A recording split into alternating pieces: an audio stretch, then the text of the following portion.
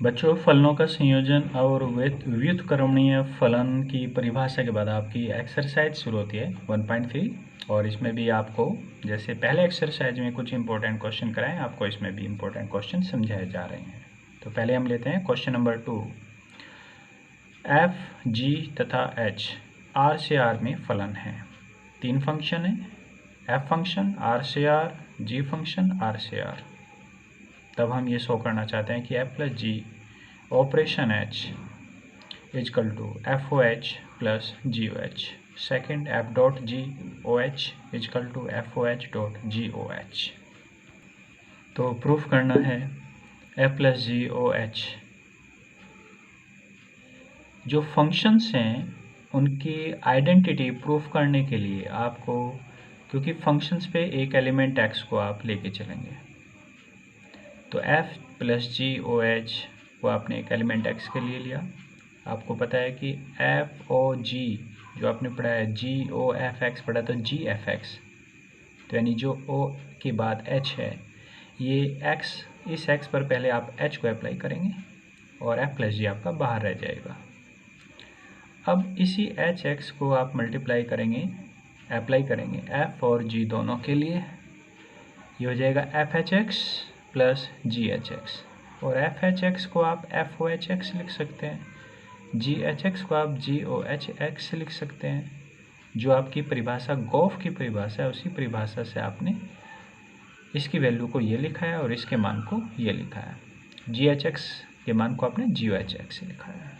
तो ये देख रहे हैं आप कि ये फंक्शन किसी एलिमेंट एक्स के लिए आपको ये इक्वेशन देता है। इसका मतलब यहाँ जो फंक्शन है F plus G O H is equivalent to F O H plus G O H. Similarly second, F dot G O H X is equal to F dot G H X. क्यों? क्योंकि आप इस X पे पहले H apply करेंगे, F dot G आपका बाहर रह जाएगा। इस एच एक्स को आप एफ और जी दोनों पर अलग अलग आप अप्लाई करेंगे, F H X dot G H X. क्यों? क्योंकि एक प्रोडक्ट ऑफ फंक्शन है F H X dot G H X की। एफ एच एक्स को आप लिखेंगे F O H X, G H X को लिखेंगे G O H X. Hence ये फंक्शन किसी एक्स के लिए इस तरीके से आपका ऑपरेट हो रहा है, F dot G O H is equivalent to F O H dot G O H. Question number 3, find gof and fog if function F X और जी एक्स। आपको 2 फंक्शन दिए हुए रखे हैं, एक गॉफ फाइंड करना है, एक fog find. Gof F X परिभाषा बाय डेफिनेशन से आप लिखेंगे G F X. F x की वैल्यू दी गई है आपकी मॉडल एस एक्स, तो जी एफ एक्स की जगह आप केवल मॉडल एस एक्स रखेंगे, g modulus x, g modulus x. G of F x की वैल्यू आप किसके आएंगे, जहाँ जी फंक्शन दिया है उसमें आप एक्स की जगह मॉडल एस एक्स देंगे। और जबकि आपको पता है कि जी एक्स की वैल्यू है मॉडुलस में 5x माइनस 2। इसका मतलब है कि जो x आप यहाँ पे पुट करेंगे उस x की वैल्यू यहाँ पुट करनी है। अब आप इस x को क्या पुट करें, मॉडुलस x यहाँ पे पुट करें, तो यहाँ मॉडुलस x आ जाएगा। तो इक्वेशन गॉफ एफ एक्स, इसकी वैल्यू बन जाएगी modulus F modulus x minus 2। क्यों? क्योंकि आपने यहाँ x को मॉडुलस x पुट किया, तो यहाँ मॉडुलस x आ जाएगा यहाँ। ठीक है, तो ये आप गॉफ एफ एक्स की वैल्यू इसी तरीके से आपकी डिफाइन हो गई है। अब है आपका फॉग एक्स। फॉग एक्स में एक्स पे पहले जी अप्लाई करेंगे, जी अप्लाई करने से आपका बनता है एफ जी एक्स। जी एक्स की वैल्यू आपको मालूम है modulus F x modulus 5x minus 2। ये एफ के आगे एक्स की जगह जी एक्स की वैल्यू आ रही है। अब एफ एक्स की वैल्यू आपको मालूम है, एफ एक्स की वैल्यू है आपकी मॉडुलस एक्स। इसका मतलब जो आप एक्स को यहाँ पुट करेंगे उसका मॉडुलस हो जाएगा। एफ के एक्स की जगह वैल्यू है मॉडुलस 5x माइनस 2, तो ये मॉडुलस की वैल्यू है। तो इस पर आप फंक्शन एफ अप्लाई कर रहे हैं, इसका मतलब इसकी वैल्यू आएगी जो भी आपने यहाँ लिखा है उसका मॉडुलस हो जाएगा। तो ये वैल्यू आपने लिखी है मॉडुलस के अंदर और उसका भी मॉडुलस हो जाएगा, डबल मॉडुलस। डबल मॉडुलस का मीनिंग सिंगल मॉडुलस से ही होगा, तो डबल मॉडुलस को आप सिंगल मॉडुलस में ही लिखेंगे। Fog x is equal to modulus 5x minus 2।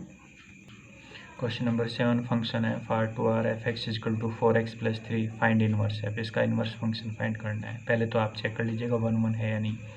F x is equal to F X 2 से fx1 की वैल्यू हो जाएगी, यहाँ से x1 पुट करोगे, यहाँ x1 हो जाएगा 4x1 + 3, fx1 की वैल्यू 4x1 + 3, fx2 की वैल्यू 4x2 + 3 से 3 कैंसिल, 4 से 4 कैंसिल हो जाएगा, तो ये हो जाएगा x1 = x2। फंक्शन आपका 1 1 है।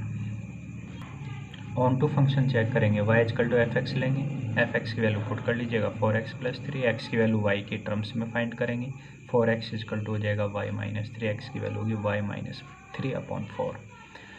प्रत्येक y किसके अंदर है, r के लिए, तो y की r से y की प्रत्येक वैल्यू को आप यहाँ रख सकते हैं, हर एक वैल्यू रखी जा सकती है।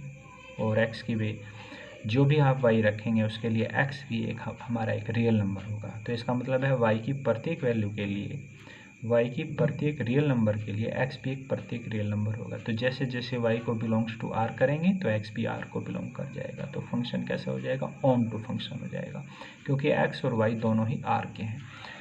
फंक्शन आपका यहाँ दिया है r to r, इसका मतलब y r के अंदर है, x भी r के अंदर है, और दोनों कंडीशन फुलफिल हो रही है x और y के लिए। तो फंक्शन आपका हो जाता है 1 1 1, तो इसलिए इन्वर्स फंक्शन फाइंड किया जा सकता है। उसके लिए आप क्या करेंगे, fx = y लेंगे, फिर से fx की value 4x + 3 = y, 4x = y - 3, x की वैल्यू क्या होगी y - 3/4, और अगर इन्वर्स फंक्शन होता है तो x की वैल्यू होती है f inverse y, x = f inverse y, हमें ये पता होता है अगर कहीं इन्वर्स फंक्शन होता है तो।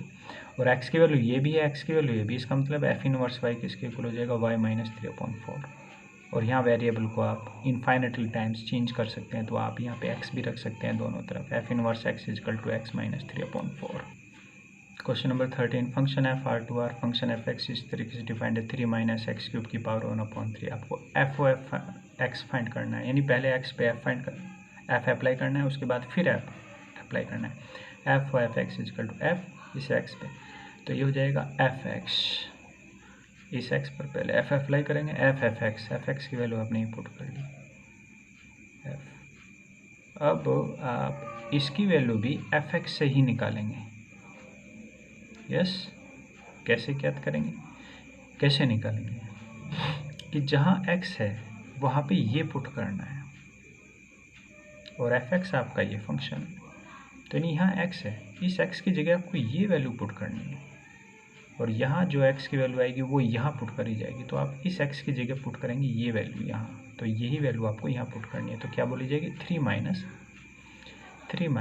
अब ये वैल्यू पुट करेंगे x की जगह, 3 - x³ की पावर 1/3 ये, और ये पावर 3 आपकी, ये पावर 3, ये x की वैल्यू आ गई है यहाँ पे, और ये पावर 1/3, ये पावर 1/3 है। सिंप्लीफाई करो केवल अंदर से पहले, यहाँ देखो एक ब्रैकेट की पावर 1/3, फिर पावर 3 है, तो पावर के ऊपर पावर मल्टीप्लाई हो जाएगी, 3 से 3 कैंसिल, 3 - 3 - x³ पावर 1/3, 3 - 3 + x³ की पावर 1/3, x³ की पावर 1/3 = x, f(x) = x। तो 3 - 3 + x³ की पावर 1/3, 3 से 3 कैंसिल, x³ की पावर 1/3, पावर 3 से 3 कैंसिल हो जाएगा, यहाँ पे x रह जाएगा, f(x) = x। कुछ चीज़ें नोट कर लीजिएगा, f(x) = x या fog(x) = ix, इन दोनों में कोई डिफरेंस नहीं है। ix = ix, i आपका आइडेंटिटी फंक्शन होता है, यानी वो फंक्शन होता है कि x को x में ही चेंज करता है, i फंक्शन x को x में ही चेंज करता है। आप इसे ऐसे भी कह सकते हैं i x to x। माना f(x to y) एक व्युत्क्रमणीय फलन है, सिद्ध करो f का इन्वर्स यूनिक होगा। एक इम्पोर्टेंट, माना f के दो इन्वर्स हैं g1 g2, किसी भी फंक्शन को इन्वर्स यूनिक प्रूफ करने के लिए हम वहाँ पे उसकी दो वैल्यू लेके चलते हैं, दोनों वैल्यू आपस में इक्वल हो जाते हैं, इसका मतलब दो अलग अलग नहीं है, एक ही वैल्यू है, तो वो यूनिक प्रूफ हो जाता है। माना f के दो इन्वर्स हैं g1 तथा g2, f और g1(x) = x है by definition of inverse function की डेफिनेशन से, f और g1(x) = x, f और g2(x) = x, क्योंकि g1 और g2 दो इन्वर्स मान ली। यही चीज़ एक बार आपको समझनी होगी कि f और g(x) = x आता है या ix आता है, तो यहाँ f और g एक दूसरे के इन्वर्स होंगे, यानी f का इन्वर्स g होगा और g का इन्वर्स f होगा। ये इन्वर्स की भी डेफिनेशन है, क्योंकि g1 g2 दो इन्वर्स अगर हम लेते हैं तो f और g1(x) = x, f और g2(x) = x, क्योंकि g1 भी इन्वर्स लिया g2 भी। अब ये दोनों इक्वल हैं तो आप इन दोनों को भी इक्वल पुट करेंगे। बाय डेफिनेशन इसे कहेंगे एफ जी वन एक्स, इसे कहेंगे एफ जी टू एक्स।